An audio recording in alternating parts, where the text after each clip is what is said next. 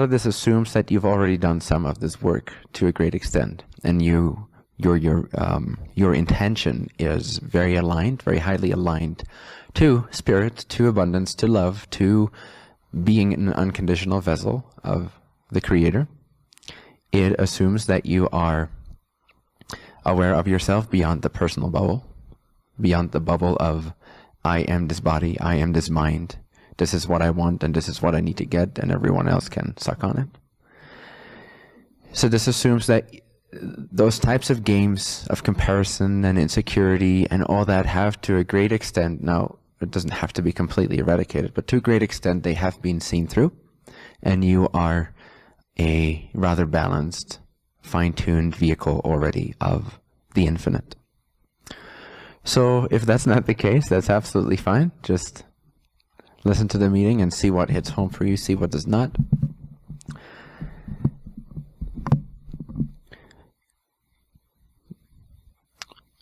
A third potential disclaimer is that some of it may sound, especially to the untrained eye, it may sound egotistical, it may sound arrogant, it may sound like it's personal self-driven. That's why I say it assumes that you've already done some of that work and you've seen through some of these personal bubbles, but also not only that, you've also seen through some of the spiritual bubbles, meaning the ideas of what the ego is and that you need to hammer it down and all that stuff.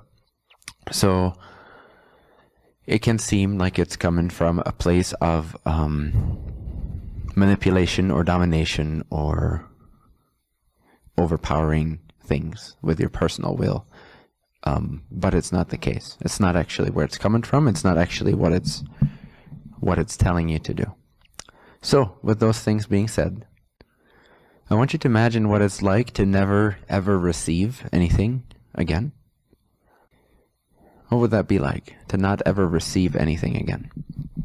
To not have the feeling, not have the sense that you are at the receiving end of creation. Yes, you are perceiving creation. But are you really receiving creation? What if you're not receiving creation? What if that was never the case? What if 100% of the time you put in place exactly the things that you see? All the time, every nanosecond, all the billions of molecules are placed there by you. What if you are not the receiver of experiences, but the conceiver and the giver of experiences? What if it is you that is giving creation, its form? What if you're not a mind-body walking around in a predetermined physical external reality? What if all of this is your own manifestation? Now, this may not be a completely new concept, but what might be slightly new to you is the more radical approach of seeing the fact that you have never, ever, ever, ever received anything to begin with.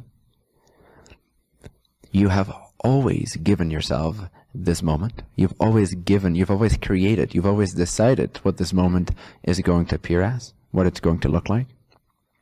And you can therefore become conscious of that once again, instead of being an unconscious creator that then believes it's the receiver of its own creations, which it's unaware of.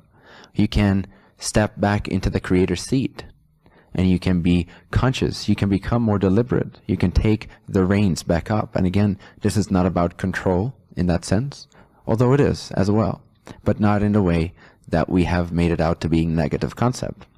It's about control in terms of conscious creation.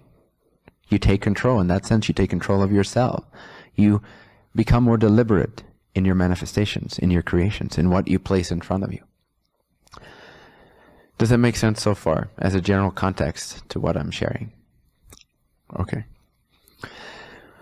So when you realize that you have never ever received creation, ever, again, really feel into that, because there's an endless depth to feeling into this. It's not just say, oh yeah, I get that idea, that's a fun idea. No, if you start to feel into that, it starts to become real and it starts to shift your paradigm already. So again, for a moment, feel into the fact that you've never ever received creation. You've only ever created every single detail that you perceived. There is no giver of experiences other than you. No one or nothing has ever given you an experience. You've never been on the receiving end of creation. What if that was true? What if this dream reality was always 100% already your manifestation? Every single detail of it. Not just how you respond to things, but the very chair that I'm sitting on is you placing it under my butt as we speak. All the time, billions of times every second. Thank you. You're placing this chair underneath my seat so I don't fall. What if that was you doing that? What if you were not receiving that? What if this was not already the case, external to you? What if there is no external reality whatsoever? And here's where it gets interesting. Here's where the shift becomes practical, where it becomes practicable, where it becomes experiential. And that is when you start to play with this concept, when you start to try it out, and you ignore everything else. You ignore everyone else. You ignore the idea that there is a reality outside of yourself. You ignore the sense, the feeling. It has become a sense perception through automatic conditioning. But you imagine the absence of the feeling that you are walking around in an actual physical world. You just eliminate that for a moment. You press the eject button. Pew, gone. There is no external reality for just a moment. There has never been a reality. There's never been another person that you've interacted with. There has never been an actual physical reality that you've been a part of. You're not a part of anything. You are the creator of the entirety of the universe, of all that is. What if everything is completely 100% subjective? Feel into the sense that you can create right now of me being over here as external to you. Just look at me and create the sense, or feel into the sense, which is very automatic and is normally naturally there, because that's how we tend to perceive. That's the vibration from which we tend to perceive reality, is the assumption that there is a reality and that you are over here. And even the idea then of, oh, you create your reality, is still dominated by the sense, the underlying assumption that you are walking around in a sandbox that exists independent of your consciousness, independent of you, independent of your creation. And so you start to think, okay, well, within this actual sandbox, I can start attracting everything I desire, or I can start creating things that are beautiful and love and light filled. But even that is a flawed concept. The sandbox within which you seem to be playing is already placed there by you at this very second. It's not actually there. You're not walking around in something that already exists. The entirety of the universe is walking around in you.